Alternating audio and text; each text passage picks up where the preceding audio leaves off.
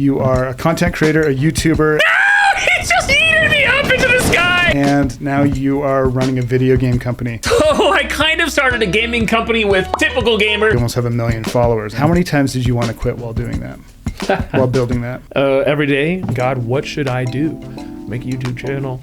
Like, really? God cares about YouTube? Yeah, it's like, what? That's the answer? What's the biggest misconception about the video game world? People are like, oh, evil video games, but it is about community and connecting. How do you respond to the criticism that video games are a waste of time? It's like, well, yeah, you're right, but it's also great. Wait.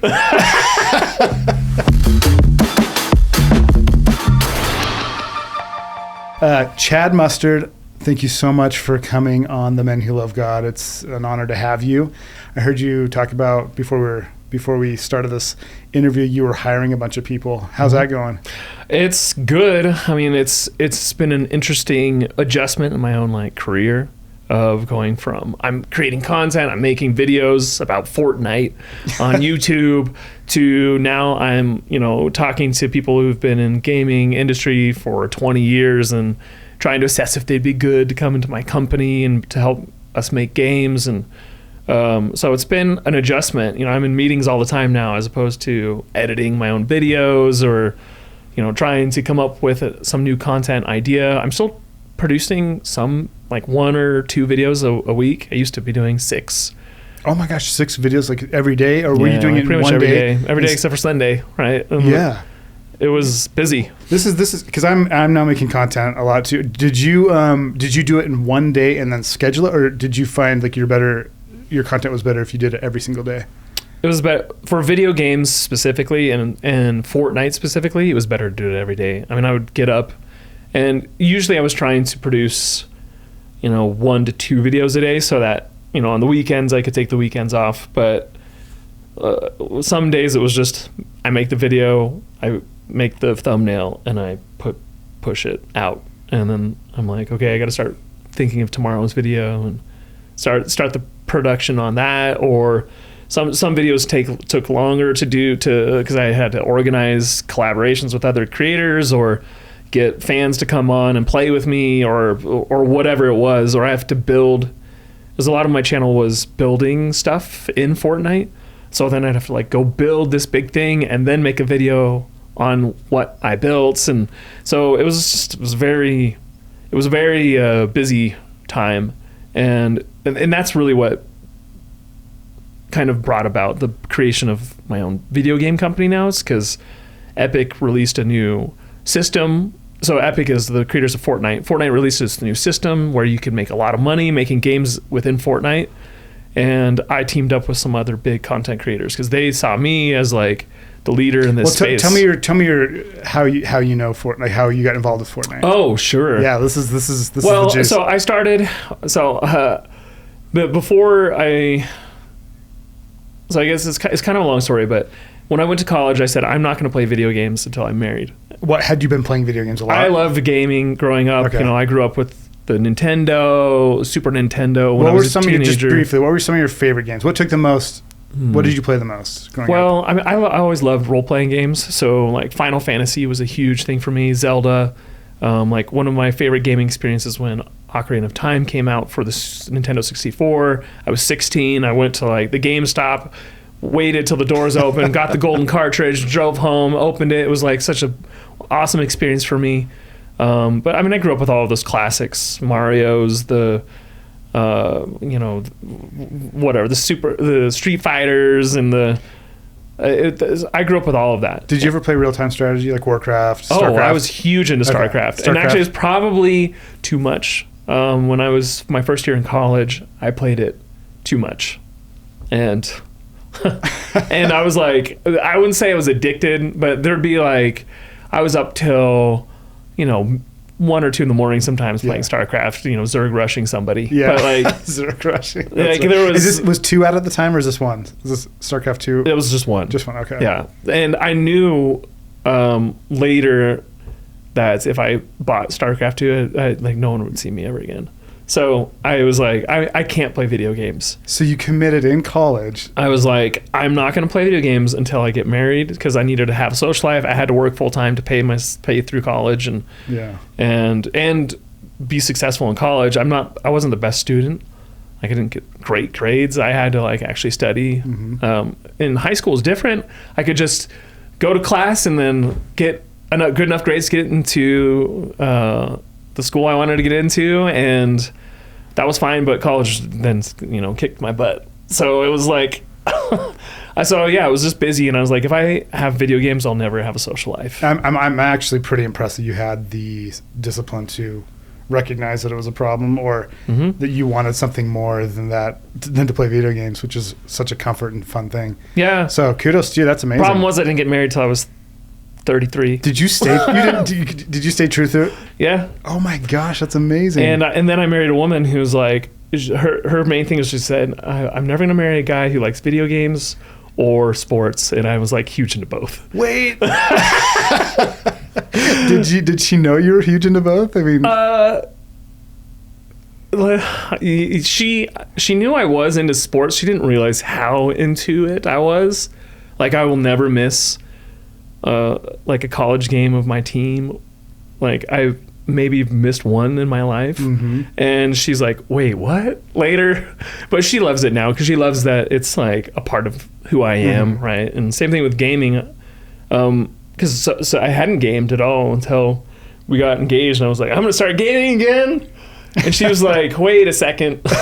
And so we talked about it, and I was like, well, I don't want to, I didn't want to get into it just for me. And so I was like, well, I'd been working a lot on YouTube, helping other YouTubers, and I'd been thinking about just doing my own thing. And so I was like, well, what if I started streaming video games so I could make some money and maybe build an audience? And she was like, oh, that's cool. Like if you're learning and growing, then she's like, that's fine. And so I really got back into it.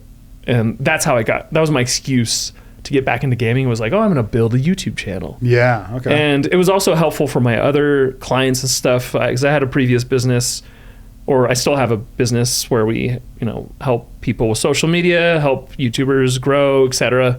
And so I had all that knowledge on like the back end, and then I just needed to figure out the production end, and it took a long time. But that's how I kind of got into streaming. And then my brothers, they have a gaming studio that was bought by Epic, which makes Fortnite, and they were brought on to help Fortnite.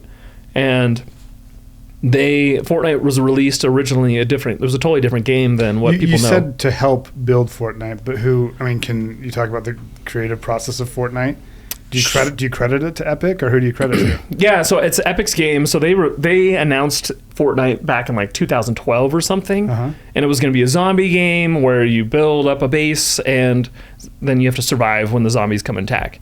And that's what the game originally was, and they released it in 2016 or 17, I don't remember. And it did okay.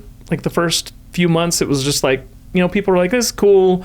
The zombie genre had kind of been dying anyways, and it was at the tail end of the, people wanting zombie games like Call of Duty. And so my brothers were brought on to help with the launch. So they hadn't been like building Fortnite at that point, but then there was this genre of video game called Battle Royale, where you start with a big number of people and the last man standing wins. Yeah. And they took that and said, hey, what if we took they have this really cool building mechanic where you could build walls at any given time. And is this your brother's creation? Like, are they the architects of this idea? So not of Fortnite. So Fortnite, the wall building and everything, that was Epic's baby. That was their baby.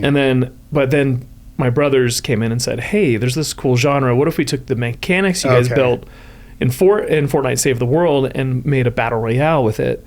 And they prototyped it and released it. And then from that point, it just became like this whole cultural phenomenon, because they were the first really AAA developer to make a battle royale game. And, it just took off. A lot of content creators were playing it and getting huge off of that, and kids could play it because the art style was a little bit more cartoony, so it wasn't as like violent. There wasn't blood. There was guns, but there wasn't like It wasn't like scary. It wasn't Call of Duty. Yeah, it was much more accessible. Yeah. To where, kids could play it. And not only that, like they pioneered like cross-play, so people on PC could play with people on the PlayStation who could play with people on the Xbox. They pioneered that period or period. I didn't know that. It didn't exist before. Like maybe there was maybe a game like Minecraft could play on multiple platforms, but this was like the first really big game to say PC can play with, console can play with mobile. Wow. And they broke down so many barriers because there was this console war of Xbox versus PlayStation versus PC, but then you could play together. Like that was a huge deal. And like, so there was a lot of stuff Fortnite's done and pioneered over the last, 7-8 years that people don't really give them credit for, but like they've done huge things to move the industry. And I, as a streamer at that time, I'd been streaming for probably 8 months when Fortnite came out, and I was like, oh, my brothers are involved in this, I'm gonna stream it. Yeah. And then it blew up, and I kind of grew slowly. I didn't grow like some content creators just exploded with Fortnite. Like they went from very small numbers to huge numbers, and I wasn't good enough at the game. Like there was these like super pros because Fortnite's got this huge high ceiling of like skill level. I mean, similar to like professional sports. Like I could go play basketball with a pro guy and I wouldn't score. Yeah. Right. And that's how it feels on Fortnite. Like the pros are like that much better. Yeah. Wow. And I just wasn't there. I hadn't really figured out YouTube yet in the production side of like making things entertaining other than just streaming. And then a Fortnite creative came out where you could build in Fortnite your own worlds, your own games. And I was like, how new is that though? Fortnite Creative. So Fortnite Creative came out in 2018, I think. And that is what you're. That was just like this basic tools, and I moved my content to that to where because no other content creator was really going over there. So there was Battle Royale was so big, and so I was like, well, I could be a bigger fish in this smaller pond, and that's when I really started to grow. And then Epic released a new tool. When you say you, is this you just personally? It's me personally. Like in your house? What does this look like? Yeah, I've just, I've got an office with my, my laptop, or not my laptop, my desktop. And yeah, I just... Are you working anything else, or are you just streaming? I was doing my other consulting business at the same time. Okay. And then streaming, and then I moved more to like just content creation, like video on demand, just typical YouTube videos that are 8-10 minutes long. And because I was also building a family. I have 4 kids now at the same time. So it was just streaming. Streaming's hard because you have to keep a schedule. You have to be like, I'm on at 4 to 8 p.m. every day, and people can expect that. And with kids, that just wasn't realistic. I could stop and go and take care of my kids and then go back to work at night and finish editing a video or something. And it was just more flexible. So when I switched to that, that's actually when my channel really started to grow. Because I could hide how bad I was at the game, and I didn't have to worry about like I could make it look the way I wanted to, and be more entertaining. Because I don't know, it was just a better experience. But eventually, last year, Epic released a new program with a new tool. They basically brought Unreal Engine into Fortnite. So Unreal Engine is the building block of their games, right? Yeah. Sorry. Yeah. So Unreal Engine is Epic's main thing. They make an engine where it basically is all the like is it like the physics of a world? It's all the physics, it's all the like it's how you build a video game. You use the engine. It'd be like Photoshop or like a video editing tools. This is how you edit and build a video game. Yeah. You use their engine. You can plop in a character and like start running around instantly in their engine, and it just works. And then you build the world around that. Yeah. And that's what Fortnite's built on, and that's what the user-generated content in Fortnite, which you're making now. Yes. Okay. So, and 80% of games you've played out there are built on the Unreal Engine. So they brought the Unreal Engine tools into Fortnite to where then you could build cooler, bigger, more unique experiences. And then Epic's like, we're going to share 40% of our profits with people that build games in Fortnite, because Epic wants to build this big metaverse of lots of games where people can, you can go into a Star Wars world and then go into the Fortnite world and then go into the Minecraft world and then or whatever. And so that's their dream. And it starts with user-generated content, so people can make their own video games, anyone, me, you, could jump in and build a game, and all of a sudden millions of people can play it. And our games so far, so let me backtrack. So last year, Epic introduced this new system, and so me and a couple of other YouTubers got together and said, hey, we've got these audiences that if we tell them to go play something, they're going to go play it. And how many subscribers? So tell me about your audience real quick. So you started a YouTube channel, obviously with one subscriber, and then what was your pace growing until last year or whatever when you... So on YouTube, I've got like 900,000 subscribers. So you're almost to 1 million. Getting close to 1 million. That is no small feat. Yeah, I mean, that's like a 7-year journey. Would you say that's a slow burn? Like, how would you characterize your journey with YouTube? It's a slow burn. I mean, it was definitely like slower the first 3 to 4 years, and then big bump, and then it's kind of slowed down recently just because I've been focusing on some other things, on my gaming business basically. So you essentially had this huge audience that said, now go play these games that I'm making in Fortnite. Yes. Okay. And I've got one of my partners has 25 million subscribers. So whoa, we've got some big people that can push it. So we said, hey, let's build these games, and we started building. And since then, we've had over 210 million plays on our games, and we've started hiring real game developers, as opposed to, not that I'm not like a real game developer, but I have no experience in building like actual games. We've started going out and hiring, it's called AAA in video games, AAA developers. Is that like the top tier? That's developer? Top tier. So like if you go and play some big game like Elden Ring or Halo, that's a AAA studio. Okay, got it. I got it. The EA games, the Epic games is a AAA. And so you're hiring these people. Yeah, we just hired someone from Riot Games, which they make League of Legends, which is one of the biggest games in the world, and we hired someone from Epic, and we're hiring, so we're pulling people from Blizzard. So we're kind of looking all over to come build in Fortnite, and they're like, wait, you can build in Fortnite? And we're like, yeah, and here's how cool it is. You basically don't have to do any of the like hard stuff of building games, like all the like menus and all the things and making sure it match makes and all the back end stuff that you would never think of, and you just get to build the game and like just make the fun part. And so people are really excited about that. Wow. And we can make more money than most games out there are making. That's incredible. Are you having fun?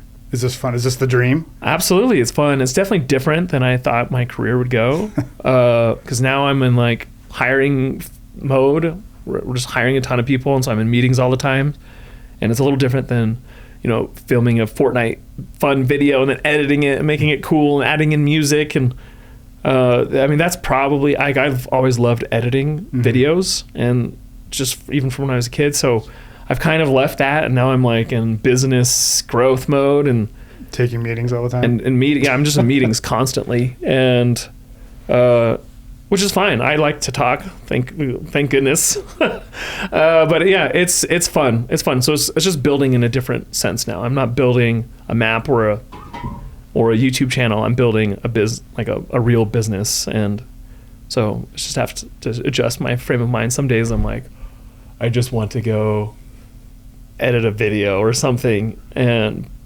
that's okay. It's just change. Change is hard sometimes, but it's also really fun. So you come from a family of creators. Tell me what your parents did right in fostering your guys' creativity and a family culture where this was able to happen. That's a great question. Definitely a family of creators. I think my parents were always they were pretty hands-off. Well, that's probably not true. My parents are very hands-on, but also they let us just be bored. And I mean, we did have TV, we did have the video games, we had like the Nintendos, all the different Nintendos growing up. We had the NES, the Super Nintendo, and the 64 for me, but we had to buy those. They did get us the NES when we were young. But we were only allowed to play it a little bit. Like, was there time limits? Yeah, there was time limits, and even certain days we weren't allowed to play it. And but mostly they just kind of let us be bored. And but honestly, I don't know if it was my parents or if it was my oldest brother, Donald, he's just a differently wired person. And he was very creative. He was into art. He would just draw nonstop. He was always drawing. Our whole house was covered. Any piece of paper that was up on the fridge or behind the phone or anything was just covered in his drawings and battles and comics. He loved the comic books. And I think his drive is really what kind of spurred a lot of us. Is I think we all looked up to him and we're like, oh, he's so cool. And he was always like the life of the party. Whenever Donald was there, we were like, it was just more fun. And I think him and my other brother, Jeremy, he was the second oldest, were just both really driven. I mean, he's like a genius. And I shared a room with him for years, and he would take my dad's laptop and go into we had a little closet, and some guy in our church gave him a stack of books on how to program C++, and he just learned it. He taught himself. He programmed his own video game. At the time when we were growing up, there was a game called Wolfenstein. Oh, I love that game. And he made it on my dad's laptop. He just remade it. He recreated it. Mm-hmm. Wow. From scratch. And so those are the type of people that I was growing up with. And I don't know if it was my parents. My parents were just good. We always spent time together as a family. We always had family dinner. We always, read our scriptures together and prayed together. And they would always talk to us and encourage us. But mostly they just let us do something. And, my oldest brother grabbed onto art, and my other brother grabbed onto programming. And my parents were always like, you just got to do something. And I didn't grab onto anything. Because I was 7 years younger than Donald, 4 years younger than Jeremy. And they were just so much more advanced creatively than me that I was like, I would go build Legos, and it would not look like the things they would do. Yeah. Or I would try to draw, and it definitely didn't look like what Donald was drawing. And I was like, I'm just not good. I didn't realize how much work they'd put into these things at the time. As a kid, I'm just not good. So I always thought I wasn't creative for a long time, which was fine. It's okay. But did that affect you though? How did you feel being in your brother's shadows? I never really felt like I was in their shadow because I looked up to them so much. It was more like, I always like to look at it more as like, basking in their light. Yeah. Because they have a lot of light. My siblings, all of them, my sisters too. And it's never been about like, oh, I've got to live up to them. It was more of like, I just want to be like them. And so like later in life, as I grew up and started to realize how much work is put into things, like I kind of woke up a little bit and be like, oh, I actually have to work for stuff. It doesn't just come, right? Donald didn't just have artistic talent. Like he cultivated that. Same thing with Jeremy. Jeremy didn't just know how to program. He learned it. He sat in the closet and did it. And I didn't really realize that as a kid until I was older.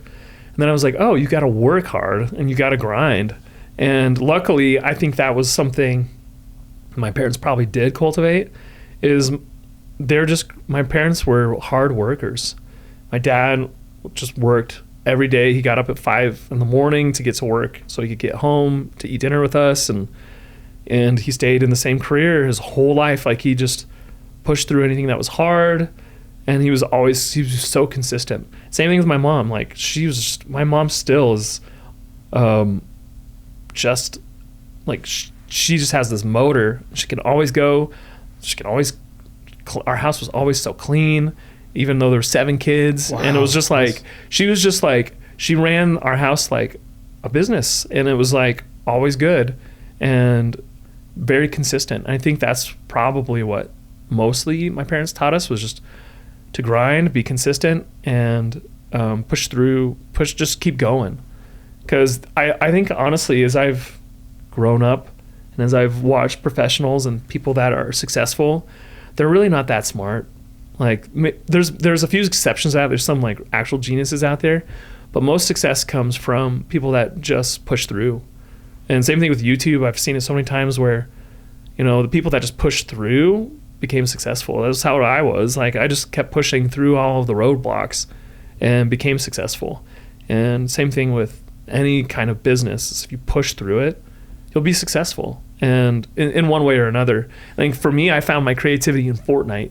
I was like, I started building, and I always thought, I'm not good at building. I was always terrible at Legos just because I didn't try. I didn't really work at it. And because I would just say, hey, Jeremy, build this cool robot. And he would build it for me, and then I'd play with the robot. And so I started to learn playing Fortnite that, I have some artisticness in myself. And I started to work at it, and I was able to build these really cool things, and whatever was in my brain I could build. I could never do that before. And I just started to realize, you just have to work through things, and everyone's got art in them in some form.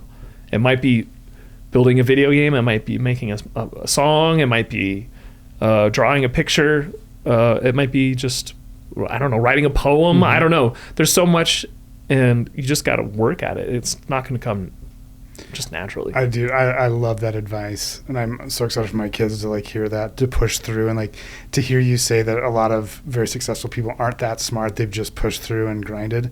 I love that the playing field is really level. It is. And it is. I really believe that as well. I think that I'm interested to know your take on screens and kids, because boredom is so important. And one thing my kids are so annoyed with me is when they say that they're bored, I say, that's awesome. I'm not going to fix that. Because I had a similar childhood. We didn't really have video games in the house. We had a computer. Yeah. But boredom is what drove I'm a composer, I do music, and that drove my desire to want to create things. So what is your philosophy on boredom and screen times with your own family and your kids? What are you cultivating in your house? Yeah, no, it's a big thing. I mean, we had an iPad and it broke, and we're just going to leave it broke. Yeah. And so screens are awesome, but they're also a huge distraction, and it kills creativity. It kills growth. And so with our kids, we'll use it when we need to, like the TV, go watch a show. My oldest is 6. So I have 6-year-old, 4-year-old, and 2-year-olds. And so we still limit screens when it comes to TV, but we only play video games on the weekend. I'll play with my kids for a couple of hours on Saturday. We've been playing Zelda, the new Zelda game recently, and they watch me play, and then I let them play a little bit just to get used to it. But yeah, that's basically it. I used to use my phone a lot to comb my daughter's hair, because she's just screaming as you're combing it. I'm like, just watch the video. That's what my wife does. And funny cat videos to works like a charm. Yeah. But it also became a problem, because she'd be like, I want to watch more videos, and we're like, we just started feeling like we need to cut back. So we've even made so Sundays is a no screen day for all of us. It's just hard for me too. We used to have a family movie on Sunday, and which would be great, because then I could take a nap as they're watching Moana or something. But we've cut that out, and it's been a huge blessing for us, because now we go out in the backyard and jump on the trampoline together, or we go on a drive or whatever, and it's helped the feeling in the house be a lot better.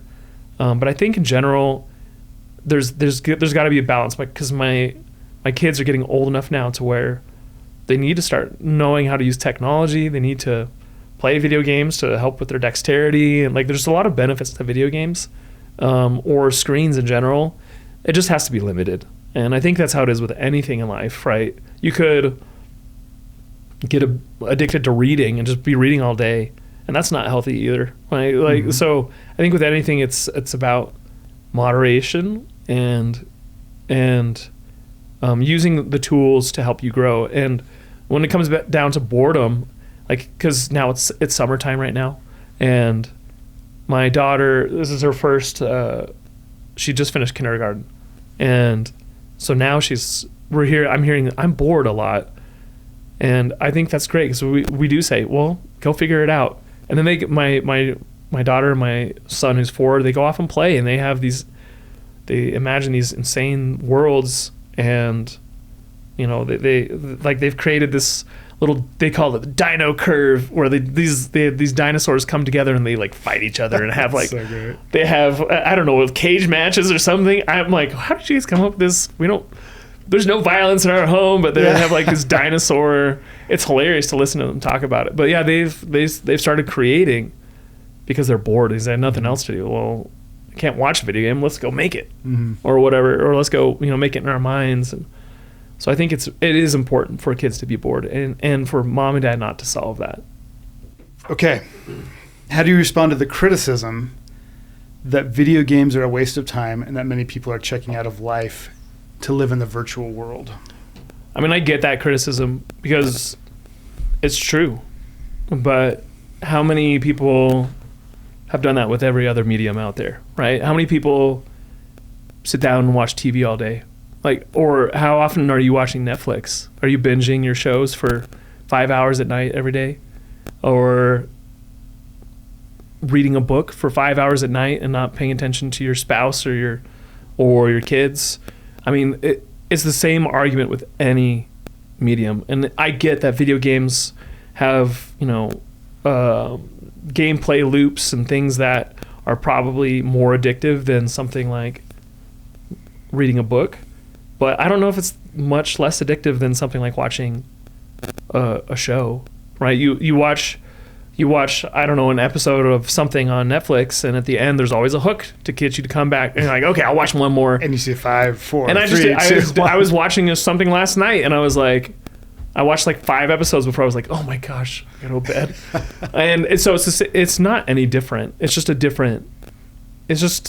I feel like anything we talk about in this life, it's not new. Video games aren't.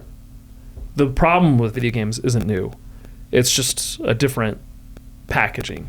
And so if someone says TV's evil, it's like, well, yeah, you're right. But it's also great. The internet's evil. It is, 100%, but it's also an amazing tool. Video games is evil. Yes, if you let it, right? So... but it's also an amazing tool for relaxation, yes, but also, I mean, gosh, there's been so many studies about how it's helped kids with dexterity, with eye-hand coordination, being able to respond to certain situations. People that play video games are have developed a much better way to critically think through situations and react to it in real time. Are there better types of games 100%, that benefit? Yes. Like oh this, yeah. Like what? Can you give me like a ranking of the best type of games and then the ones that are? I don't want to bag on the lowest, but I mean the most beneficial to the lowest and ones that we might recognize. Oh man, on your opinion. I don't know. My opinion is, I mean, there's so many different types of games. There are tons of educational games out there right now to like actually teach kids how to read or how to. But I want your personal opinion. Like what are rank some ones that you think are really good? I mean, so great games I think for kids is something like, I think Minecraft is an awesome game. Tell me why. And I play that with my kids. So Minecraft, you can take it in a couple different directions. You can just play the survival game mode, but even then, you have to think through how you're going to survive. You got to build a house. You got to build a little table where you can craft certain things, and then build a house and have chickens and things that'll keep you alive. But there's a creative side of it too, where you can just build anything, and that to me it's no different than playing Legos. And I think Legos is probably the greatest toy ever invented, where you can just, it's endless creativity. You build whatever you want. You can play with, if you want it, you build it, you play with it, you break it down, you build something new. And that's how Minecraft is. And so it's similar with Fortnite Creative right now. You can just do the same thing, just on a little bit of a more advanced level. So I think those kind of games are great for kids.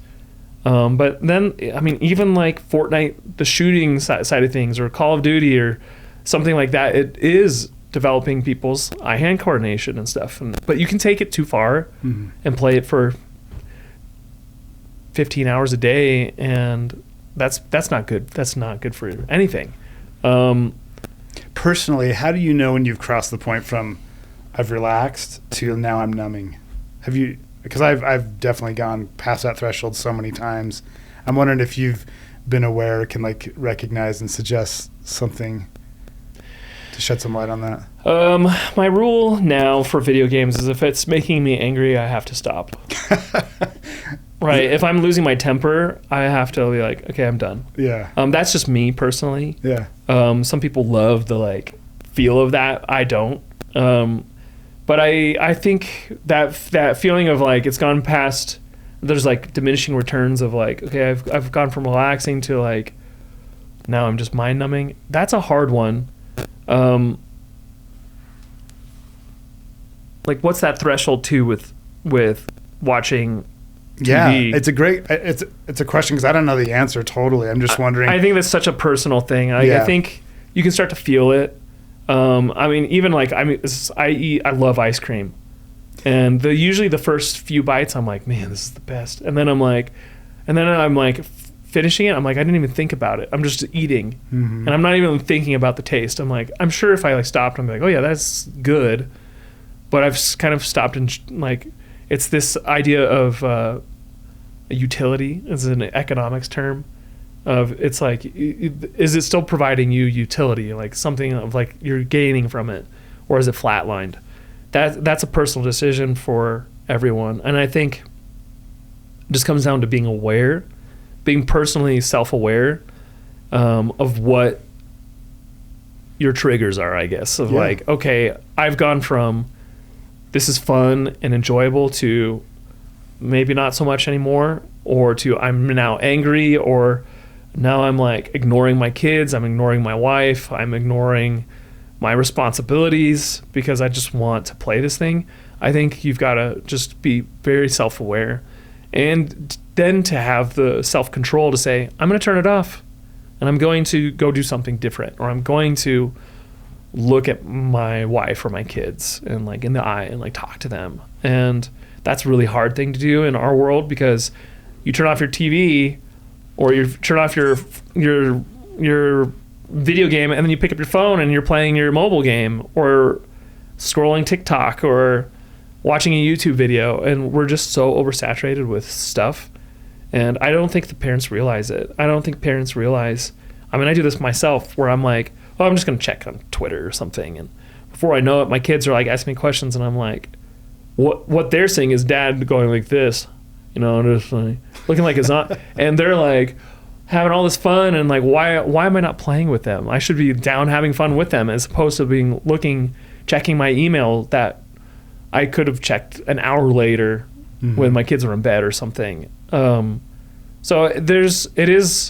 I think most people that say video games are evil and addicting are probably addicted to their own screen somewhere else, and they just don't realize it. So there is a self-awareness. You have to be self-aware when it comes to screens and video games and anything in today's technology, I think. Okay, let's talk about video game culture.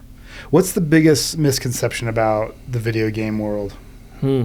I think that a lot of people look at it as toxic. And why do they think that? Well, I mean, they'll see clips on their social medias of people being toxic, of someone saying, oh, you know, I don't know, being toxic to women, or like saying negative things, lots of swearing, lots of, you know, people bullying each other, and which is there, 100% is there. But there is, it has become a way, there is a huge community on video games of, especially young men, and young women too, is a growing audience, as a place where they can connect with other people. Right now, our world is really suffering, I think, from screen overdose, and kids don't know how to talk to each other face to face or in school or whatever, but they come on video games and they can talk with someone else that's not going to judge them or not going to, you know, bully them. There's a little bit of that, like I said, but you can go find your community on video games and make friends. I've made friends that I've never met face to face through Fortnite that I'm always checking up on them. I know more about them than some of my friends that live next door, my neighbors. And I think people don't realize that about gaming sometimes, that it is how people are connecting and how people are talking. And it used to be, you go out on the golf course and golf with some buddies and network and make deals. And now I can go do that. I can go do that play in Fortnite and be like, oh yeah, we should talk more and let's start a business together, and let's I have my friends I grew up with that live all over the United States, and we get together on Thursday nights and play Destiny. We played video games, and that's how I'm keeping up with them. Instead of not talking to them ever again, we get on and play games. So it's I think people are like, oh, evil video games, but it is about community and connecting. And it's more about that now than ever before, I think. I agree. That's how I keep. That's like how I keep in contact with my brothers. One lives here, but one lives in Arizona, and we can't physically be together. So we'll jump on FaceTime and play StarCraft 2 and stuff together. And it's been great to just like keep conversations going while we're doing something. Because men connect when we're doing something together. Yeah. And I mean, women too, but I mean, men especially, we like to be doing something and then chatting while we're doing it. So it has built an awesome relationship, kept my brothers close to me. Absolutely. Which is cool. Okay, so you started this YouTube channel. It's now what some people would look like and say, that's a huge success. You almost have 1 million followers. I mean, that's like so many people would have that goal starting out.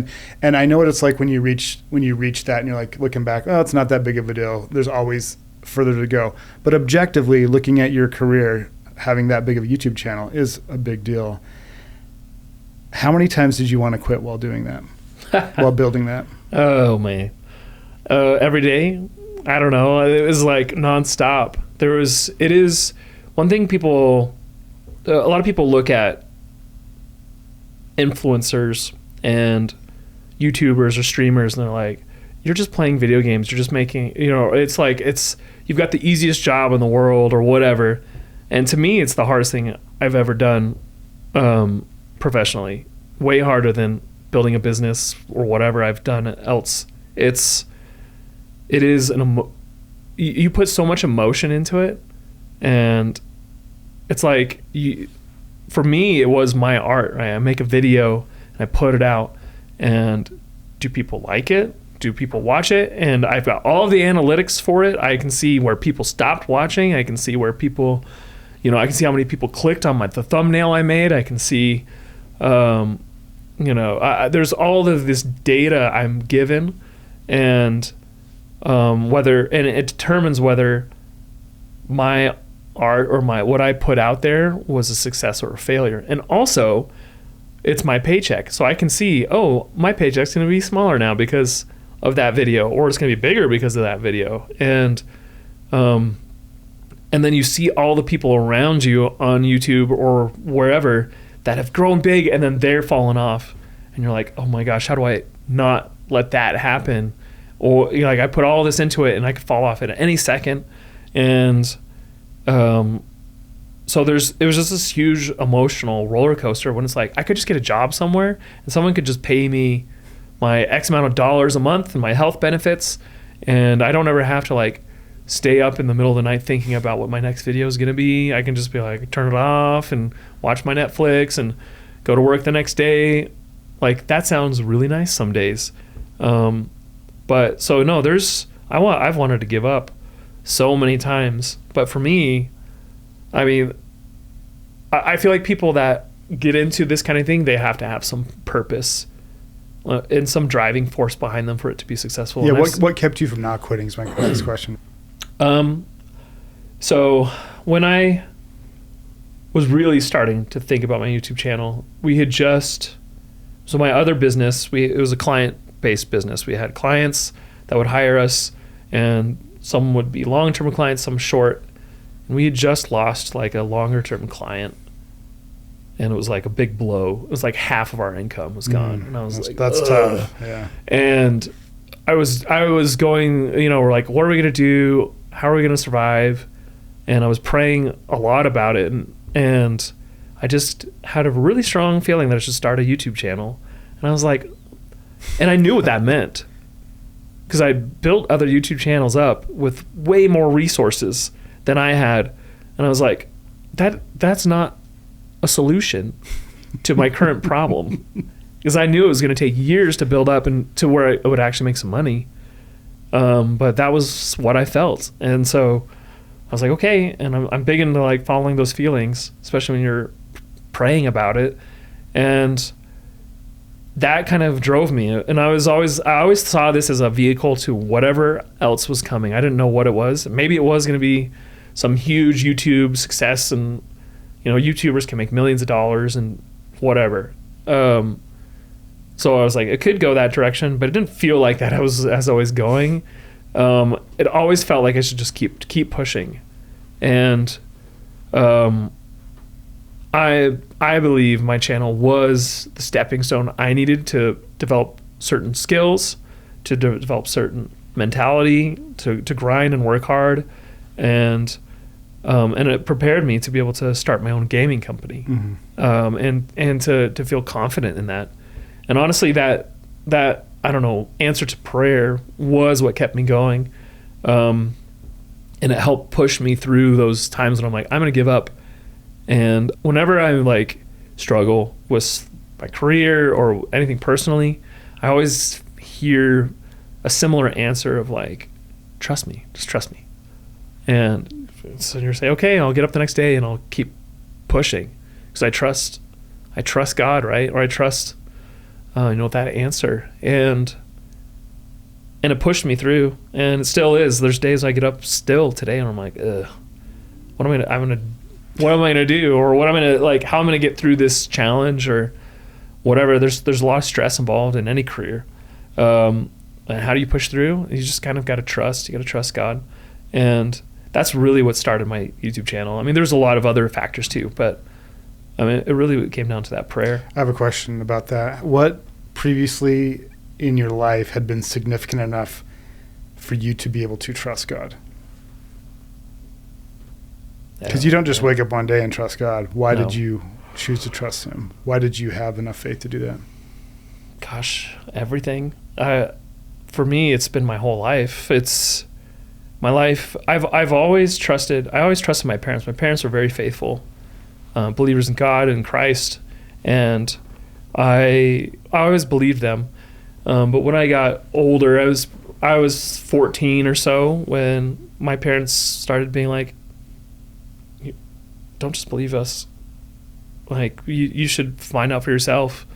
And that's when I really started being like, oh, okay. And I started praying more myself. I mean, I always kind of did, but like to really asking deeper questions, like, are you real? Is this real? And I got very clear answers that it was. And I've had so many experiences. Honestly, I don't know. So many experiences you can always explain away. Mm-hmm. You can always say, oh, that was just coincidence, or this thing wasn't God. It was just your own ingenuity or whatever. But I choose to look at, I just chose to look at it as not that, right? You can feel it when you're praying, and you can feel it when you're in the middle of something that, like, there's no way that blessing or that thing should have happened without some divine intervention. And so I have some very clear experiences that I could talk about, but really it's a slow drip, right? Of seeing God and seeing Christ and seeing answers to prayers my whole life, that kind of builds that trust. And I think trust is built over time, right? And it's not just a one-time experience where like, oh, now I trust God. I think it is, you have to stop and you have to recognize God's hands in your life every day and to be grateful. And I think when you can stop and say, hey, this is a blessing, you start to trust God more. And so I think that's probably what I've done, is it's just been consistency. And that's what my parents taught me. Going back to that same question before, what did your parents do? They're just consistent. They're consistent in everything, including love for God. And I think that's what's helped me the most in trusting him, is just being, God is the most consistent if you let him be.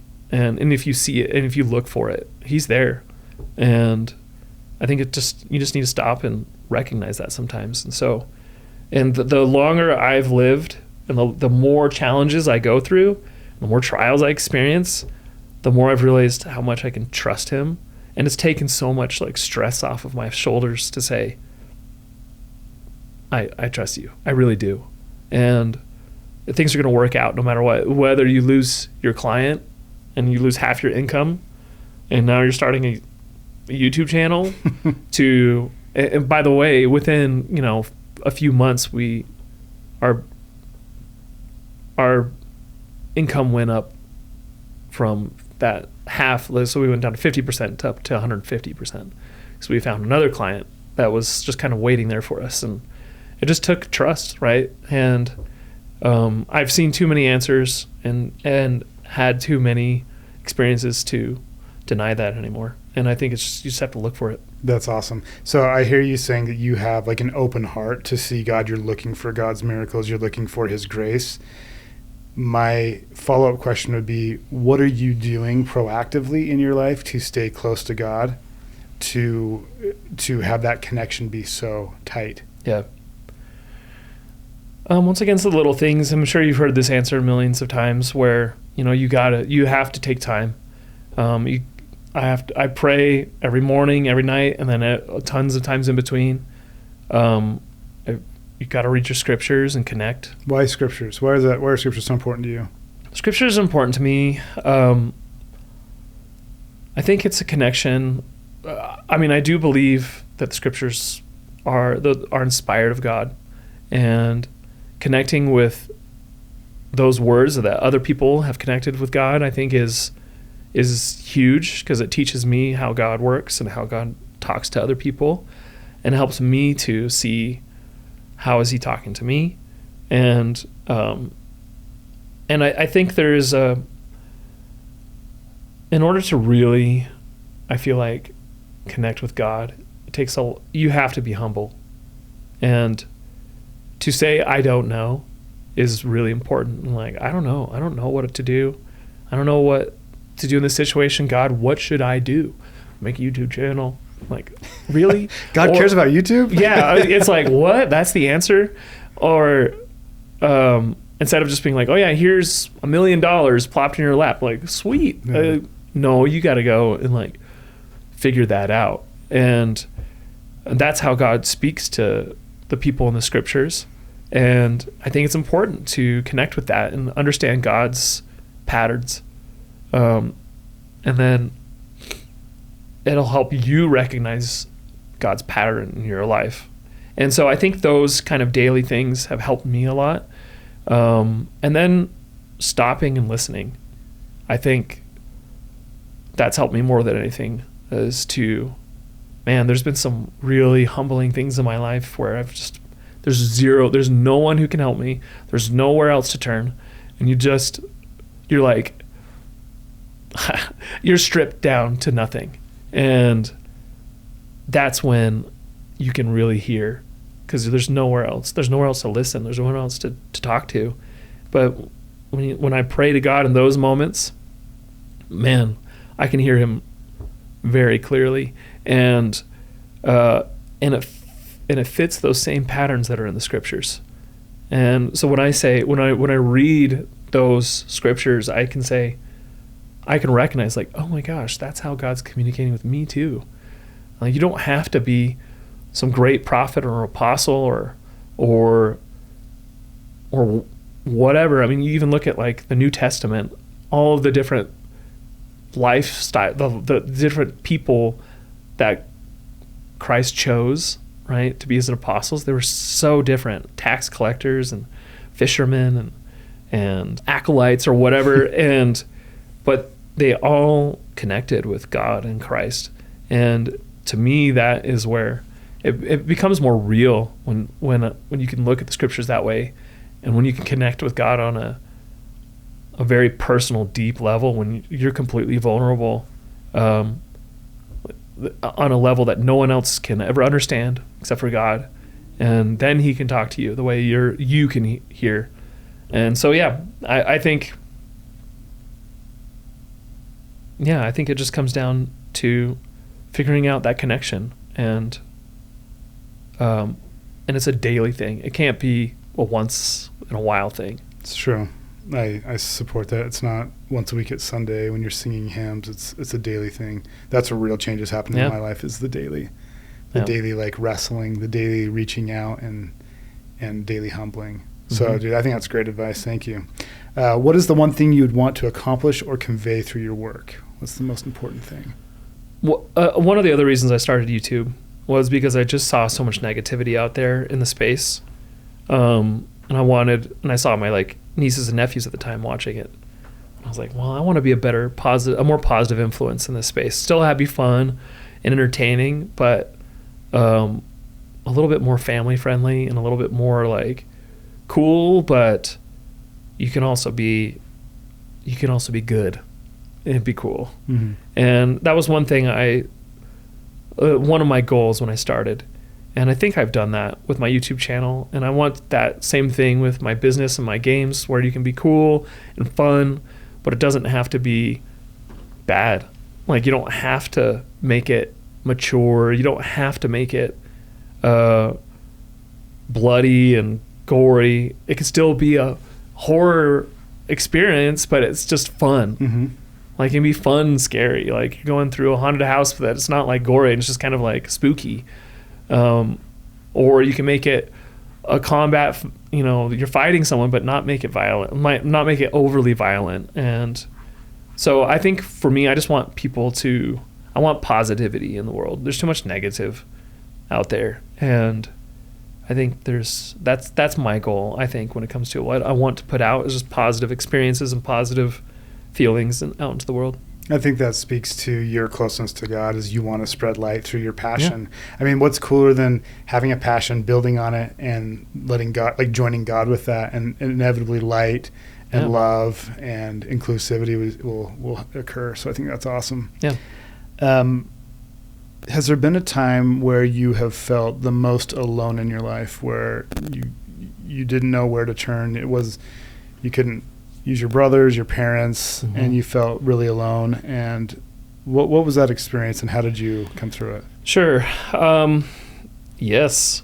I would say, that's been fairly recently. We had twins a couple of years ago. So I have two twins that are, they just turned 2 in April. And so they're our third and fourth kid. And anyone who's been a parent and has gone from 2 to 3 will say, oh, that's the hardest. Well, I don't know what that's like, because I went from 2 to 4, and I can tell you that was really hard. And when you have twins, there's no downtime. There's already no downtime with kids in general, but with twins, you also don't have arms. So like when they're little infants, when they're just blobs, like you're always holding them, and you're either holding one of them or 2 of them. And it's like, you need to go to the bathroom? All right, I'll hold the babies while you go to the bathroom, babe, and vice versa. And then you know how babies are. When you sit down, they're just fussy. You always got to be standing up, walking around and bouncing. And when they were born, not only was that a challenge, we just started getting sick like all the time. That was COVID. It was that year that they were born. It was like right when they were born in April, and I feel like stuff started shutting down. It was 2020. Yeah. And the stuff started shutting down like right after they were born. So like luckily we were able to get into the hospital where I could go and be with my wife before they shut everything down. I'm trying to remember. Yeah, but it doesn't matter. We got COVID later that year, like hard. Like when you have 4-month-old babies, when I was like 102 degree fever, and my wife was like 105, and like she's like dying in the bed, and I was like having to hold 2 babies, and with COVID you were so tired with COVID, and I was just like, we just went through all of these like sicknesses one after another, and stuff in my channel was kind of like dropping a little bit. So I was like really stressed out about that drop, and there's a number of other things, happening with people close to me that were just like, it was just like, I felt kind of like Job at times, where I was just like, man, everything that can go wrong is going wrong. And I'm just not feeling good. And I kind of dipped into a pretty,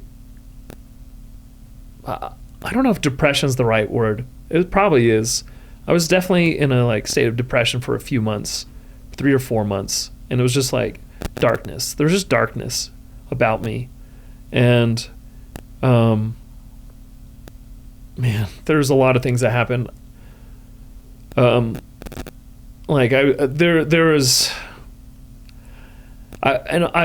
all of this busyness with babies and sicknesses and trying to in the middle of COVID, I was still making 6 videos a week, and with babies, and it was just crazy. So things in life were crazy, and there was darkness about me. And I had some experiences with not just God, but the other side, where I was not doing as good on my daily scriptures. I was still praying, and I wasn't, filling my cup up enough, I think, at the time, because I was just so tired and overwhelmed with everything. And you'd sit down to read or do something, and it's just you're gone, or your brain's just so fried. And I had some really, I don't know, I don't want to get into specifics, but some scary experiences with, the opposite of God, with the opposition. And, I've got some physical scars from certain things. And I was just I just dipped. I just was dipped into this really dark place. And, no one could really understand what I was going through, and the darkness I was in. And, there was a day I was sitting in my office, and I was just like, I got nothing left, right? There was my tank was empty completely. And, I'm sure I could have identified certain things that would help me out of that, but I just got on my knees and I prayed, and I was like, I got nothing. What am I supposed to do? What am I supposed to do with my life and all of the things that I'm dealing with? And some of them that I thought were irreparable, things that couldn't be fixed. And I just, man, something clicked, something changed when I was saying that prayer. Where, I don't know, there's, I don't know how much I can say, but God spoke very clearly to me at that point, and kind of outlined my life for me, and how things were going to happen, and that I didn't need to worry. And he spoke to me in a way that I read in the scriptures. And I never really experienced it that clearly before. And I just learned so much deeper on that at that point, how I can communicate with God, and he can communicate with me. And it is not something reserved for a special few. It is for everyone. And my problems didn't go away after that. They were still there very clearly. But there was the darkness wasn't there anymore. It was just immediately gone, replaced with light. And and a lot of those problems are still there very clearly. But there is a confidence now that maybe wasn't there before. A confidence in God, and confidence in Christ, and a confidence that, and a trust, right? We talked about it before. There's a confidence now that whatever I do, as weak as I am, or as many mistakes as I make, God will take that and make it into something amazing, whatever the problem is, and I trust that now, like, implicitly, and that is what gets me through all the hard times. And when there's things that I'm just like, there's nothing that can fix whatever the problem is, I know God can. And I don't have any, when God outlined my life for me, it wasn't like, here's the timeline for it. He just said, these are the things that are going to happen, and you can trust that. And so I trust it, and I don't know when I don't know when everything's going to be fixed in my life. But I know it will. I just know it, and it's very clear to me. And so I think I'm very grateful for that darkness I went through, because there were certain things that I haven't mentioned that I don't think I could ever reach. I don't think, I'm too prideful to reach that low point. And there was certain things that humbled me to a point that I didn't think I could ever get. And I think we all have to experience that. We all have to experience some just stripping of your pride and of who you are, down to the point where you're like, who am I? And you have to go to God and say, who am I? And he'll show you, because he knows who you are, and he knows who you can be, and he'll show you that. And you just have to let it, right? You have to let it. And I hope whoever's listening to this, you can get to that point without having to get down that low. But for me, I had to.